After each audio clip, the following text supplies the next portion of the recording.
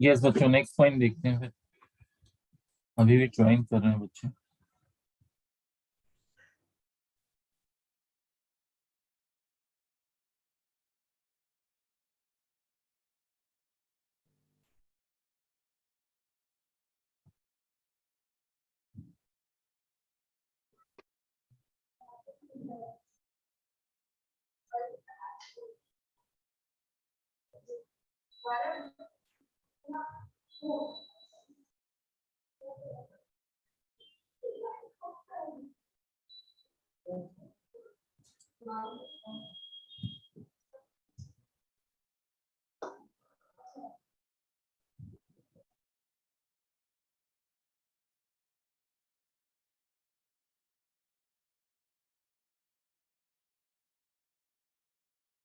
बच्चों आगे इजी होता जाएगा अब देखो, क्योंकि वही प्रोविजंस रिपीट होंगे। देखो, हायर एजुकेशन से 4% लगा दिया हमने, टैक्स लायबिलिटी आ गई। बच्चों नेक्स्ट केस में देखो, थोड़ा फास्ट ट्रैक में देखेंगे। वीडियो कनेक्ट कर लो बच्चों।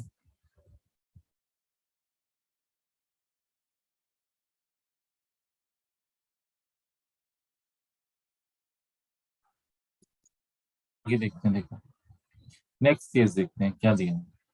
Next question.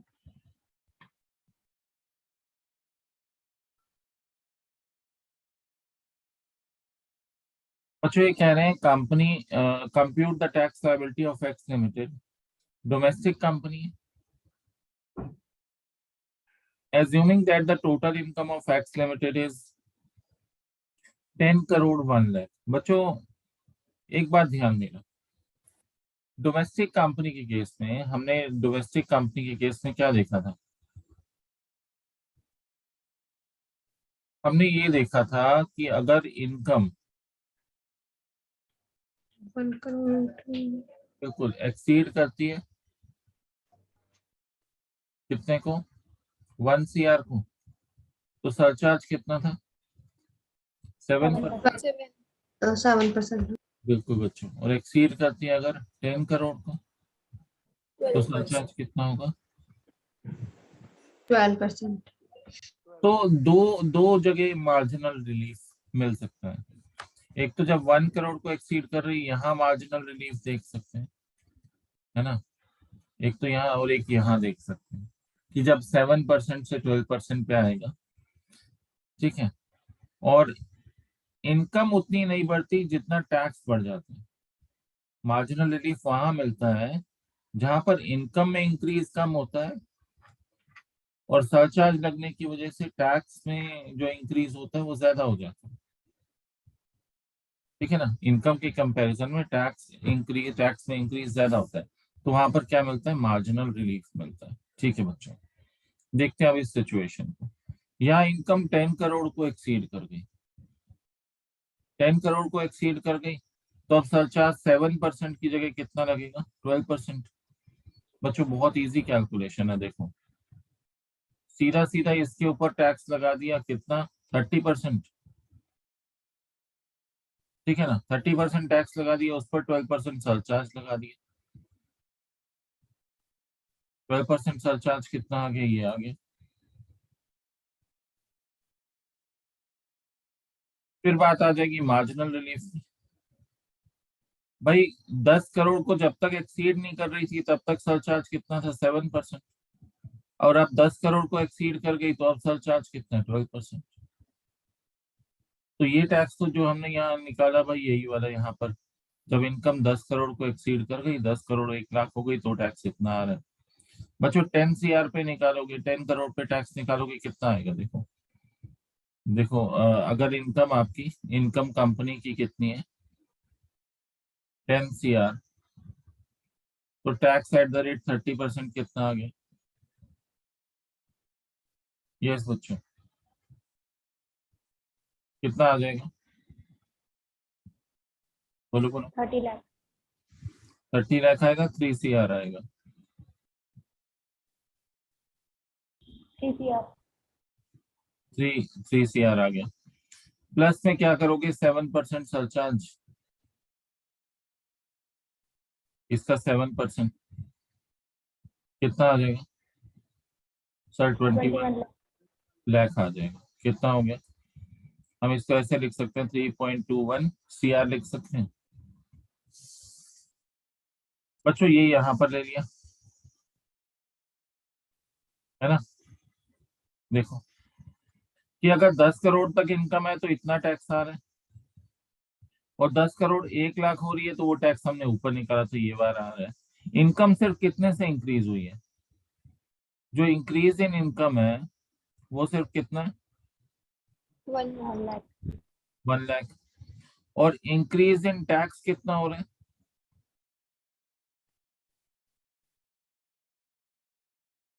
15,33,000. बच्चों इनकम सिर्फ 1 लाख रुपए से बढ़ी और टैक्स कितने से बढ़ गया? बच्चों जो एक्सेस टैक्स है, ये जो एक्सेस टैक्स है, एक्सेस, ठीक है, टैक्स, वो भी किससे एक्सेस में है? एक्सेस कंपैरिजन कर रहे हैं हम इनकम से। इसका क्या मिल जाएगा बच्चों? यहाँ पर रिलीफ मिल जाएगा। तो इसका हमें यहाँ पर क्या मिल गया? जो एक्सेस टैक्स लग रहा है, क्योंकि भाई इनकम उतनी इंक्रीज नहीं हुई जितना टैक्स इंक्रीज हो गया, तो एक्सेस टैक्स का यहाँ पर क्या मिल गया? रिलीफ।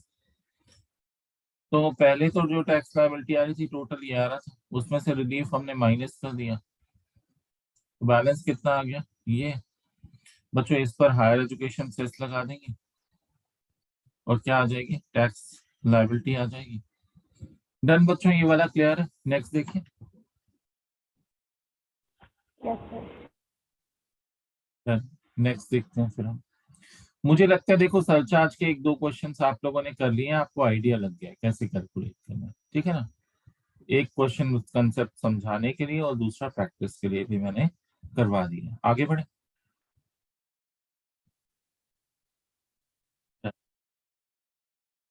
किसी को डाउट हो पूछ सकते हो बच्चों, यहाँ किसी को भी।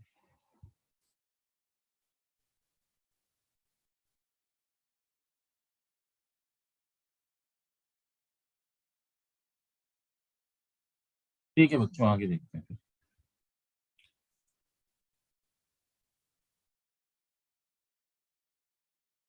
बच्चों अब बात करते हैं फॉरेन कंपनी की। फॉरेन कंपनी पर टैक्स का रेट कितना होता है? सर देखो लॉन्ग टर्म कैपिटल गेन पे तो सेम है, यही था। फर्म में भी यही था, एलएलपी में भी यही था, डोमेस्टिक कंपनी में भी यही था। ये वो फॉरेन कंपनी है जो डोमेस्टिक कंपनी नहीं है। ऐसी फॉरेन कंपनी जो डोमेस्टिक कंपनी नहीं है, ठीक है ना। तो एसटीसीजी अंडर 111A, सर ये भी सेम है। LTCG under section 112A in excess of 1 lakh 10%, ये भी सेम है। कैजुअल इनकम के ऊपर टैक्स 30%, सर ये भी सेम है। तो यहाँ पर टैक्स का रेट फॉरेन कंपनी के लिए स्पेसिफिक रेट कौन सा है, अलग से रेट कौन सा है बच्चों? ध्यान देना। एक सेकंड।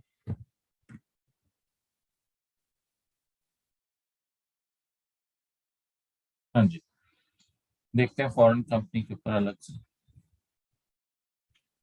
बच्चों फॉरेन कंपनी पे वो भी वो वाली जो डोमेस्टिक कंपनी नहीं है, क्योंकि अगर वो डिविडेंड इंडिया में डिक्लेयर कर रही है तो क्या आ जाएगी? Domestic company. Rate of tax कितना है?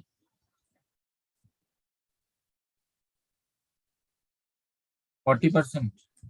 40%। 40% रेट ऑफ टैक्स है। अच्छा इसमें सरचार्ज थोड़ा कम है। डोमेस्टिक कंपनी में सरचार्ज कितना था? अगर 10 CR 1 CR को एक्सीड करे इनकम, 7%. 7% था। 7% था। यहाँ पर सरचार्ज कितना है? 2%, है ना। अगर इनकम एक्सीड करती है 1 करोड़ को, अप टू कितनी है? 10 करोड़ है, 10 CR है, तो सरचार्ज 2%। और इनकम अगर एक्सीड करती है कितने को? 10 CR को एक्सीड करती है, तो सरचार्ज कितना है? 5%। उसमें कितना था? 12%। डोमेस्टिक कंपनी में कितना था? यही अगर डोमेस्टिक कंपनी होती तो कितना कितना होता बच्चों? डोमेस्टिक कंपनी में कितना होता? यहाँ कितना होता? 7%. और यहाँ कितना होता? 12%. 12%, है ना। लेकिन ये क्योंकि डोमेस्टिक कंपनी नहीं है, फॉरेन कंपनी है, तो फॉरेन कंपनी में भाई 2% एंड 5% है। 5. ठीक है बच्चों, ये भी हम लोगों को रिटेन हो गया। तो मार्जिनल रिलीफ तभी मिलेगा या तो 1 करोड़ को अगर इनकम थोड़ी सी एक्सीड कर रही है, या 10 करोड़ को थोड़ी सी एक्सीड कर रही है, वहां मार्जिनल रिलीफ का पॉइंट देखते हैं। तो ठीक है बच्चों, ये पॉइंट भी हम लोगों को क्लियर हो गया। और फिर इसमें हेल्थ एंड एजुकेशन से 4% सेम है। 80C से 80U की डिडक्शन जो नॉर्मल तरीका है वैसे ही कैलकुलेट करते हैं। Done. आगे बढ़ते हैं बच्चों।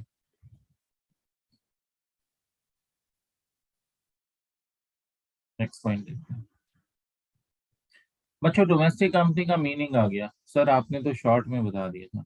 बहुत इजी है बच्चों, शॉर्ट में ही डिस्कस करने वाला है, बहुत डिटेल के ऊपर जाने की जरूरत नहीं है। ठीक है, डोमेस्टिक कंपनी क्या है भाई? पहली बात तो जो Indian company is always domestic company. Indian company हमेशा एक डोमेस्टिक कंपनी होती है। सर आपने भी यही लिखा था, Indian company is always a domestic company. Indian company हमेशा, Indian company means a company which is incorporated in India. ठीक है ना, जो कंपनी इंडिया में इनकॉर्पोरेट हुई है वो इंडियन कंपनी है। Indian company is always domestic company. फिर any other company, it means a company which is incorporated outside India. Any other company कौन सी? Company which is incorporated outside India, any other company in respect of its income liable to tax under this act has made the prescribed arrangements for the declaration। भाई any other company के बारे में ये कह रहे हैं, Indian company तो domestic company है ही है, एनी अदर कंपनी के लिए कह रहे हैं कि भाई अगर उसने क्या किया है, in respect of its income liable to tax under this act has made the prescribed arrangements for declaration and payment within India of the dividends। बच्चों एक करेक्शन कर लेना, मैंने और लिखा था शायद वहां पर, पेमेंट और है ना, डिक्लेरेशन ऐसा कुछ लिखा होगा, अरेंजमेंट्स एंड कर लेना वहां पर। ठीक है ना, तो arrangements for declaration and payment with in India of the dividends including dividends on preference shares payable out of such income. भाई जिन्होंने, जिस फॉरेन कंपनी ने, एनी अदर कंपनी के लिए जिस फॉरेन कंपनी ने प्रिस्क्राइब्ड अरेंजमेंट्स किए हैं for the declaration and payment with in India. Declaration and payment किसके लिए? With in India of the dividends, dividends के लिए। ठीक है ना, तो वो डोमेस्टिक कंपनी मानी जाएगी। नेक्स्ट पॉइंट देखते हैं क्या दिया हुआ बच्चों। अब ये प्रिस्क्राइब्ड अरेंजमेंट्स पता कैसे चलेंगे कि डिविडेंड के लिए इंडिया में किए हैं प्रिस्क्राइब्ड अरेंजमेंट्स? बच्चों ये सारी कंडीशंस फुलफिल होनी चाहिए, ये तीनों कंडीशंस फुलफिल होनी चाहिए, तभी prescribed arrangements for dividend India में माने जाएंगे। तीनों कंडीशन फुलफिल होनी चाहिए। The share register of the company for all shareholders shall be regularly maintained at its principal place of business within India in respect of any assessment year from a date not later than first day of April। मतलब उस financial year में जो आपका share register है वो principal place of business पे होना चाहिए स्टार्टिंग से, 1 अप्रैल से ही। जो शेयर रजिस्टर है कंपनी का वो प्रिंसिपल प्लेस ऑफ बिजनेस पे होना चाहिए, वो भी 1 अप्रैल से, स्टार्टिंग से। The general meeting for passing the accounts of the previous year relevant to the assessment year। फिर ये बात कर रहे हैं जर्नल मीटिंग की, वो भी किसके लिए हो रही है? For passing the accounts. ठीक है, वो कहां पर होनी चाहिए? shall be held only at a place within India। कहां पर होनी चाहिए? इंडिया में होनी चाहिए। तो शर्तें, 2 शर्तें तो हमें पता चल गई कि रजिस्टर, शेयर रजिस्टर इंडिया में होना चाहिए प्रिंसिपल प्लेस ऑफ बिजनेस में उस फाइनेंशियल ईयर में। फिर अकाउंट्स को अप्रूव करने के लिए जो जर्नल मीटिंग होगी वो भी इंडिया में होनी चाहिए। फिर क्या है? The dividends declared if any shall be payable only within India to all shareholders. Dividend payable होना चाहिए इंडिया से, इंडिया में, ठीक है ना। तो अगर ये तीनों कंडीशन फुलफिल होती हैं तो वो कंपनी क्या कहलाएगी? इंडियन डोमेस्टिक कंपनी कहलाएगी, ठीक है। तीनों कंडीशंस अगर साइमल्टेनियसली फुलफिल होती हैं तो वो डोमेस्टिक कंपनी कहलाएगी। बच्चों इस कंडीशन के एग्जाम में पूछे जाने के थोड़े से चांसेस थोड़े से कम होते हैं, ठीक है, लेकिन याद रखो तो ज्यादा बेटर है। If any foreign company has complied with all the above conditions, it will be considered to be domestic company. Otherwise, it will be considered to be foreign company. मैंने कहा था ना ये any other company के बारे में बात कर रहे हैं, which is incorporated outside India. तो भाई वो इन सारी शर्तों को पूरी कर लेती है तो वो डोमेस्टिक कंपनी, अदरवाइज क्या वो बन जाएगी? फॉरेन कंपनी बन जाएगी। डन बच्चों, नेक्स्ट पॉइंट देखते हैं, आगे बढ़े। किसी को कुछ पूछना है बच्चों? ठीक है, डन।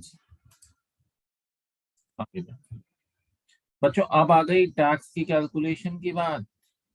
बहुत इजी कैलकुलेशन है, टैक्स के रेट तो हम देख ही चुके हैं।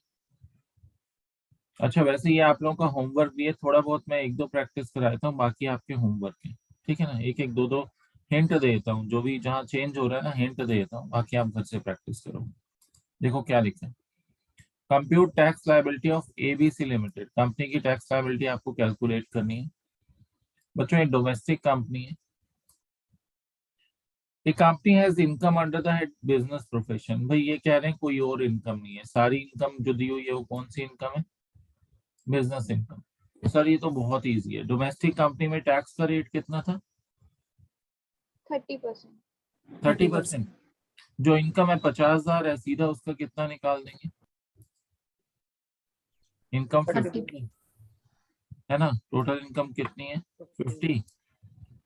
टैक्स का रेट कितना? 30%। 50,000 का 30% 15,000।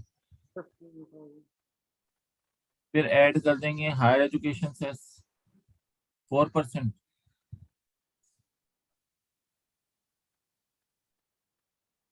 एक सेकंड बच्चों, इसका हमने निकाला कितना?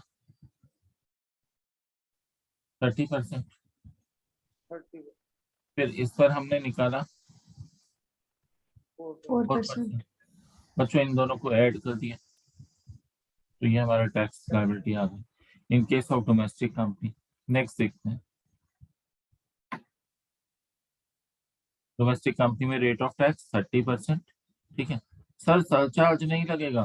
भाई सरचार्ज तब लगेगा जब इनकम कितने को एक्सीड करेगी? 1 करोड़ 1 करोड़ को एक्सीड करेगी तो 7%, और 10 करोड़ को एक्सीड करेगी तो 10 करोड़ 12%। 12% टैक्स लगेगा, सरचार्ज लगेगा, ठीक है।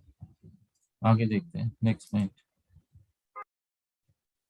बच्चों देखो कंप्यूटेशन ऑफ टैक्स लायबिलिटी। अब यहाँ पर हमने इनकम कितनी ले ली तो देख लेते हैं। इनकम कितनी ले ली? 1 लाख, ठीक है। टैक्स कितना आ गया? 30%। 30,000। टैक्स ऐड कर दिया 4%। टैक्स लायबिलिटी कितनी आ गई? 31,200। इसमें कुछ भी नहीं है ना, कुछ खास नहीं है। नेक्स्ट देखते हैं बच्चों। अब इनकम कितनी दी हुई है? 5 CR। 5 CR। अच्छा 1 करोड़ को एक्सीड कर गया, 5 करोड़ आ गया है ना, तो टैक्स का रेट तो वही रहेगा 30%। लेकिन 1 करोड़ को एक्सीड कर गई सरचार्ज लगेगा सरचार्ज लग जाएगा 7%, 7%। वो ऐड कर देंगे। फिर हायर एजुकेशन से आएगा। अच्छा यहाँ थोड़ा ध्यान देने वाली बात है, एक सेकंड। देखो सबसे पहली बात, जो टैक्स है उसके ऊपर क्या लग रहा है? सरचार्ज टैक्स के ऊपर लग रहा है। अच्छा और जो हायर एजुकेशन सेस लगेगा ना वो इन दोनों के टोटल के ऊपर लगेगा, ये बात ध्यान देना। जो हायर एजुकेशन सेस लगेगा वो इन दोनों के टोटल के ऊपर लगेगा, ठीक है ना। टैक्स और सरचार्ज हायर एजुकेशन से जो लगेगा 4%, ठीक है, वो टैक्स प्लस प्लस सरचार्ज इन दोनों के टोटल के ऊपर लगेगा। डन बच्चों, ये ध्यान रखना। कैलकुलेट करके देख लो, किसी को डाउट हो तो।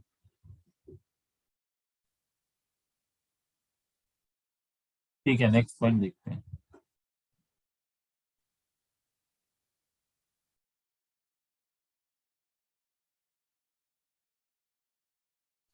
सर यहाँ पे मार्जिनल रिलीफ नहीं होगा? देखो, मार्जिनल रिलीफ होता अगर 1 करोड़ के आसपास की इनकम होती। थोड़ा बहुत डिफरेंस होता है ना, जब इनकम का 1-2 लाख रुपए का डिफरेंस होता है, 2-4 लाख रुपए का डिफरेंस होता है, ठीक है, वहां पर मार्जिनल रिलीफ मिलने के चांस होते हैं। और मार्जिनल रिलीफ कहाँ कितना किस केस में, वो नीचे दिया हुआ है, कैलकुलेशन में दिया हुआ है, मैं अभी आपको दिखाऊंगा, ठीक है ना।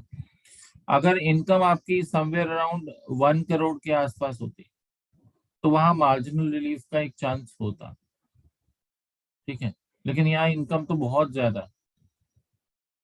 मार्जिनल रिलीफ कहाँ मिलता है? जहां टैक्स में इंक्रीज ज्यादा हो in comparison to increase in income, कि भाई 1 करोड़ पे सरचार्ज लग रहा है, इनकम 1 करोड़ से 1 करोड़ 1 लाख हुई या 2 लाख हुई या 3 लाख हुई, 1 करोड़ 1 लाख हुई, है ना। पता चला टैक्स तो थोड़ा, इनकम तो थोड़ी सी बढ़ी, 1 लाख रुपए से बढ़ी, लेकिन सरचार्ज की वजह से टैक्स बहुत ज्यादा बढ़ गया, वहां मार्जिनल रिलीफ होता है, ठीक है ना।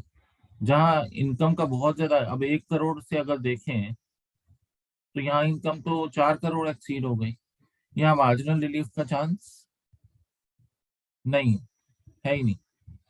जब भी सरचार्ज लगेगा ना या रेट चेंज होगा, न्यू लिमिट स्टार्ट होगी। जैसे 1 करोड़ पे सरचार्ज लगता है तो उसके उससे थोड़ी सी इनकम इंक्रीज हो तो मार्जिनल रिलीफ मिल सकता है। फिर 10 करोड़ के ऊपर नया सरचार्ज का रेट लगता है तो वहां पर थोड़ी सी इनकम अगर उससे इंक्रीज हो 10 करोड़ से तो मार्जिनल रिलीफ का चांस होता है। यहाँ इनकम का डिफरेंस बहुत ज्यादा है, 1 करोड़ से 5 करोड़ हो गए, है ना, तो यहाँ रिलीफ का चांस नहीं है। खैर कहोगे तो और क्वेश्चंस बता दूंगा, प्रैक्टिस करा दूंगा, ध्यान देना।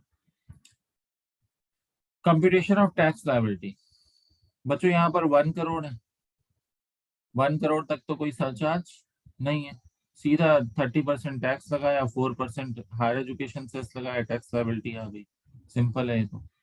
नेक्स्ट केस देखो बच्चों, यहाँ सिचुएशन चेंज हो गई, यहाँ आ गया कैपिटल गेन, और लॉन्ग टर्म कैपिटल गेन पे रेट ऑफ टैक्स कितना है? 20%। अदर इनकम्स पे तो कंपनी के केस में रेट ऑफ टैक्स 30% था डोमेस्टिक कंपनी में, लेकिन लॉन्ग टर्म कैपिटल गेन पे चाहे फॉरेन कंपनी हो, चाहे इंडियन डोमेस्टिक कंपनी हो, चाहे फर्म हो, चाहे एलएलपी हो, सबके केस में रेट ऑफ टैक्स कितना? 20%। 30%। 20% रहेगा। तो भाई इसका ये तो सिंपल है भाई, 50,000 की इनकम है ना, टैक्स का रेट 20% है, 10,000 आ गया, 4% सेस लगा दिया, टैक्स लायबिलिटी 10,400 आ गई, ठीक है। फिर अगेन ये भी कैपिटल गेन की इनकम है ना, कितनी? 2 करोड़। अब 2 करोड़ है, 1 करोड़ को एक्सीड कर रही है, 1 करोड़ को एक्सीड कर रही है तो सरचार्ज लगेगा 7%। 1 करोड़ से ज्यादा 10 अप टू 10 करोड़ कितना? 7% सरचार्ज लग गया। फिर उस पर हायर एजुकेशन सेस लगा दिया, ऐड कर दिया, टैक्स लायबिलिटी आ गई। डन बच्चों, कोई डाउट तो नहीं है?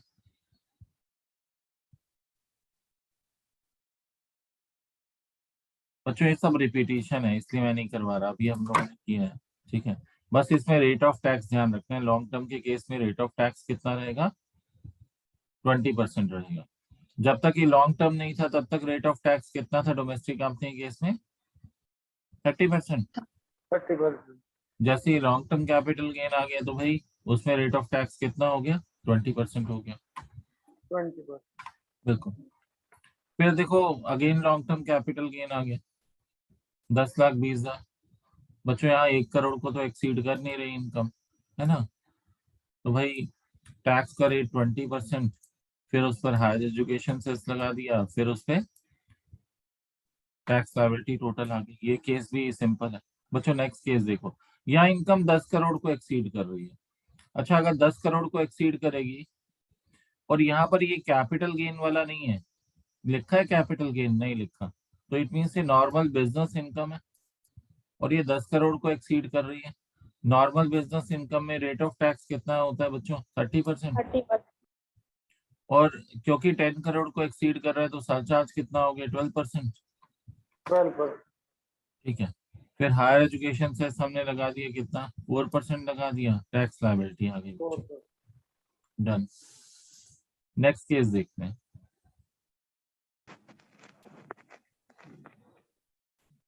बच्चों घर पे रिवाइज जरूर करना है, सारे क्वेश्चंस को खुद से क्या सॉल्व करके देखना है, ठीक है, प्रैक्टिस जरूर करनी है। नेक्स्ट केस देखो बच्चों, अब आ गई पार्टनरशिप फर्म। फर्म के रेट में रेट ऑफ टैक्स कितना था, 30%। कितना था पार्टनरशिप फर्म में, 30%। अच्छा, इसमें सरचार्ज सिर्फ एक था। फर्म के केस में आप याद करोगे सरचार्ज का एक ही रेट था, कौन सा था, 12%। देखो फर्म के केस में सरचार्ज का रेट कितना था,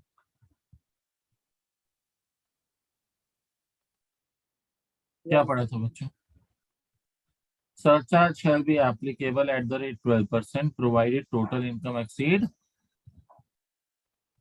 1 करोड़। 1 करोड़ को अगर इनकम एक्सीड करती है तो 12% सरचार्ज लगेगा, ठीक है। बाकी इसमें रेट ऑफ टैक्स हमने देखा था 30% रहता है फर्म के केस में। बाकी जो रेट सेम चले आ रहे हैं सबके लिए वो तो है ही है, फर्म के ऊपर टैक्स का रेट 30% रहता है, ठीक है।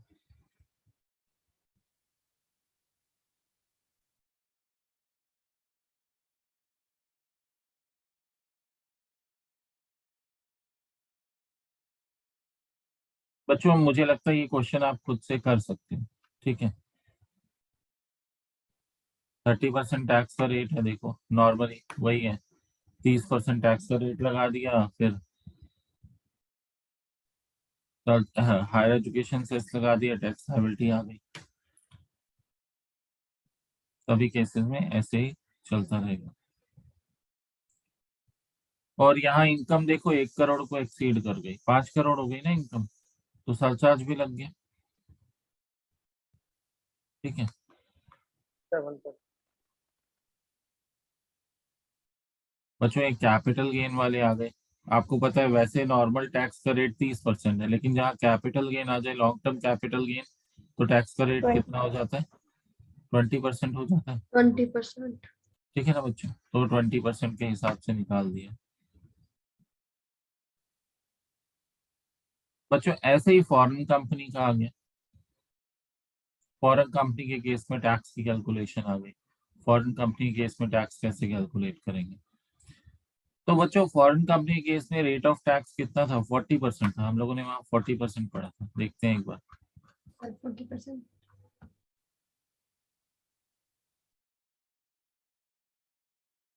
बच्चों देखो फॉरेन कंपनी के केस में रेट ऑफ टैक्स कितना दिया हुआ है, 40%। और इसमें सरचार्ज कितना है, अगर सरचार्ज इसमें कितना है भाई, अगर 1 करोड़ को एक्सीड कर रही है तो 2% 1 सरचार्ज CR। है ना, 1 CR को एक्सीड कर रही है तो 2% सरचार्ज, और अगर 10 CR को एक्सीड कर रही है इनकम तो 5%। 5% सरचार्ज है।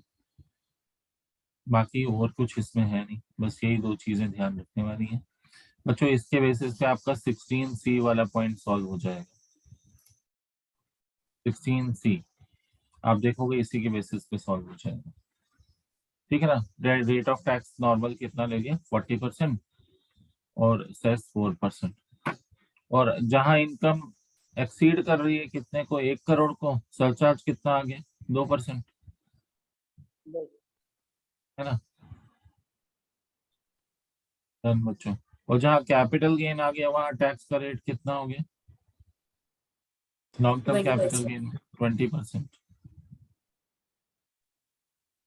और जहाँ लॉन्ग टर्म कैपिटल गेन भी अगर 2 करोड़ 1 करोड़ को एक्सीड कर रहा है तो सरचार्ज लग जाता है ना? चाहे नॉर्मल इनकम एक्सीड करे चाहे कैपिटल गेन एक्सीड करे, 1 CR को सरचार्ज लग जाएगा, है ना?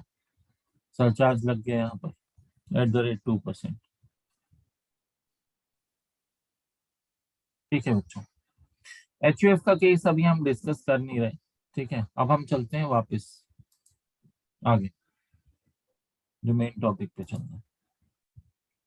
तो हमने आज फर्म के रेट्स ऑफ टैक्स, कंपनी के रेट ऑफ टैक्स, सरचार्जेस और उनकी टैक्स की कैलकुलेशन कंप्लीट कर दी, ठीक है? ये हमारा खत्म हो गया।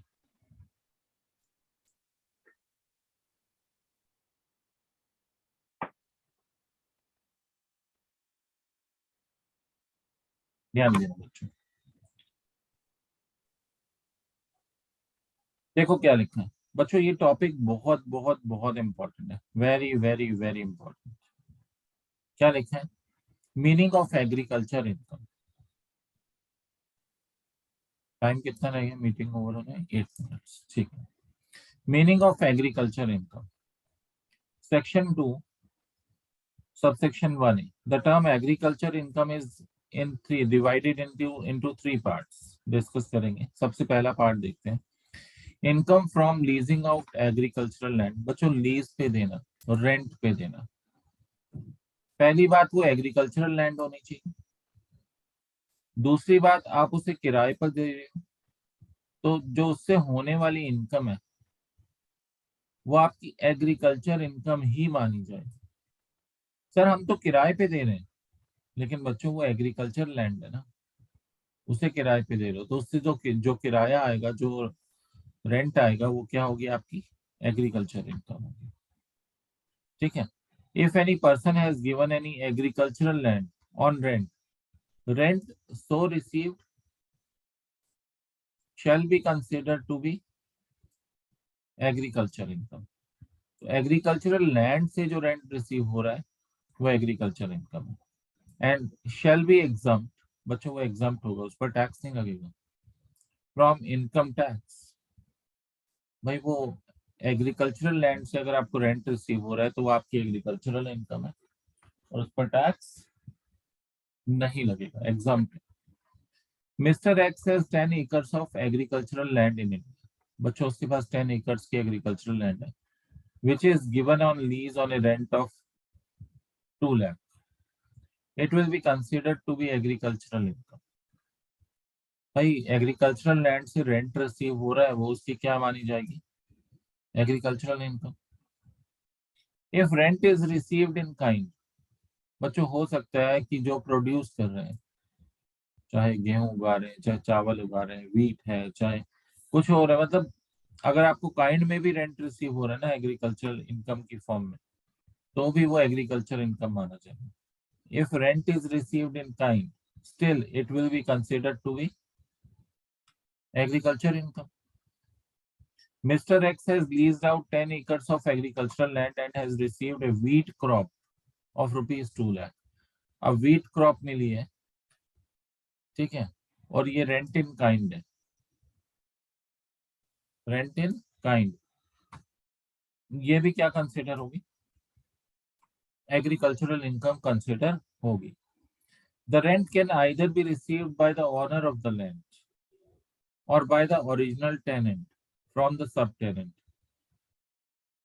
तो बच्चों चाहे लैंडलॉर्ड को रिसीव हो रहा है रेंट, ठीक है, अपने टेनेंट से, चाहे टेनेंट को सब टेनेंट से रिसीव हो रहा है, बच्चों ये दोनों ही एग्रीकल्चर इनकम मानी जाएगी। मतलब यहाँ पर अगर टेनेंट सब टेनेंट से रिसीव कर रहा है तो टेनेंट ऑनर तो नहीं है, तब भी हम उसे एग्रीकल्चर इनकम मान रहे हैं। It means ownership of land is not necessary, ownership of land जरूरी नहीं है। Thus, the rent received by the original tenant from subtenant would also be agriculture income. अगर टेनेंट सब टेनेंट से, किससे? सब टेनेंट से रेंट रिसीव कर रहा है, तो वो भी क्या मानी जाएगी, एग्रीकल्चर इनकम। बस कंडीशन क्या है, वो रेंट एग्रीकल्चरल लैंड का होना चाहिए, तो उससे होने वाली इनकम भी एग्रीकल्चर इनकम मानी जाएगी। ये कह रहे हैं कुछ कंडीशंस को ध्यान में रखना जरूरी है, ठीक है, देखेंगे। The scope of the term revenue is much broader then rent, it includes income other than rent, for example fees receive for renewal for grant of land. बच्चों ये भी आपकी एग्रीकल्चर इनकम मानी जाएगी, ये भी आपकी क्या मानी जाएगी, एग्रीकल्चर इनकम मानी जाएगी। Fees receive for renewal for grant of land, वही देखो, अगर रेंट एग्रीमेंट रिन्यूअल करते हो या कुछ भी ऐसा करते हो तो उसके ऊपर कुछ आपको रिसीव हो रहा है, तो वो भी आपकी क्या मानी जाएगी, एग्रीकल्चर इनकम मानी जाएगी। नेक्स्ट पॉइंट देखते हैं। If rent to be receive has not been received in time, rent में डिले हो गया, रेंट रिसीव होने में डिले हो गया, भाई आपने कुछ इंटरेस्ट चार्ज किया, रेंट 1 महीने डिले हो गया, आपने रेंट के साथ साथ उस पर इंटरेस्ट भी चार्ज किया, क्या वो इंटरेस्ट भी एग्रीकल्चर इनकम माना जाएगा? नहीं, वो जो इंटरेस्ट आप चार्ज कर रहे हो वो आपकी एग्रीकल्चर इनकम नहीं होगा। अगर रेंट पे करने में टेनेंट डिले करता है और आप उससे इंटरेस्ट चार्ज करते हो, ठीक है, तो जो डिले हो रहा है पेमेंट ऑफ रेंट में, उसकी वजह से जो इंटरेस्ट मिल रहा है वो इंटरेस्ट एग्रीकल्चर इनकम नहीं होगी। अच्छा, ये इनकम फिर इंटरेस्ट की इनकम कौन से हेड में टैक्सेबल होगी, इनकम फ्रॉम अदर सोर्सेज में टैक्सेबल होगी। किसमें? इनकम फ्रॉम अदर सोर्सेज में। अगर agriculture land situated outside India, अगर situated outside India, income from agriculture land is taxable as income from other sources. Sir फिर वो एग्रीकल्चर इनकम एग्जम्प्ट नहीं होगी? भाई अगर लैंड इंडिया में सिचुएटेड नहीं है ना, तो फिर वो एग्रीकल्चर इनकम आपकी कंसिडर नहीं होगी, वो एग्जम्प्ट नहीं होगी, एक्चुअली एग्जम्प्ट नहीं होगी। तो इट मींस एग्रीकल्चर इनकम के एग्जम्प्ट होने के लिए जिस लैंड से वो एग्रीकल्चर इनकम हो रही है that must be situated in India. ये पॉइंट इंपॉर्टेंट है, बहुत इंपॉर्टेंट है। यही तो कंफ्यूजन हो सकती है, सर है तो एग्रीकल्चर इनकम, एग्रीकल्चरल लैंड से हो रही है, but that land is situated outside India. भाई नेपाल में आप कर रहे हो फार्मिंग, वहां पर आप एग्रीकल्चरल एक्टिविटीज कर रहे हो, उसकी आपकी एग्रीकल्चर इनकम हो रही है, क्या वो एग्जम्प्ट होगी? नहीं होगी। एग्रीकल्चर इनकम वैसे तो एग्जम्प्ट है, but from a land situated in India, क्योंकि अगर agriculture land situated outside India है तो फिर उससे होने वाली इनकम एग्जम्प्ट नहीं होगी, वो टैक्सेबल होगी, टैक्सेबल होगी as income from other sources. Let's check next point. Next point देखते हैं बच्चों, हटा दो इसे। चलो, तो ले रहे हैं बच्चे हैं, वीडियो ऑफ कर रखी है।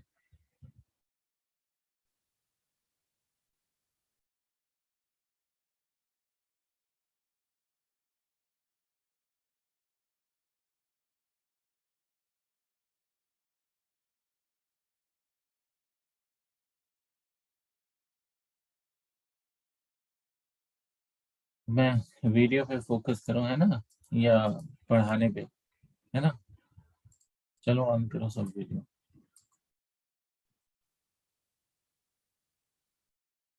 इधर ध्यान देना।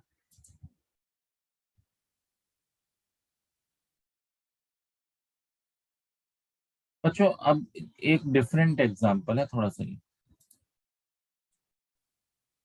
Rent receive for letting out agricultural land. बच्चों लेकिन हमने पढ़ा, पता है क्या पढ़ा था,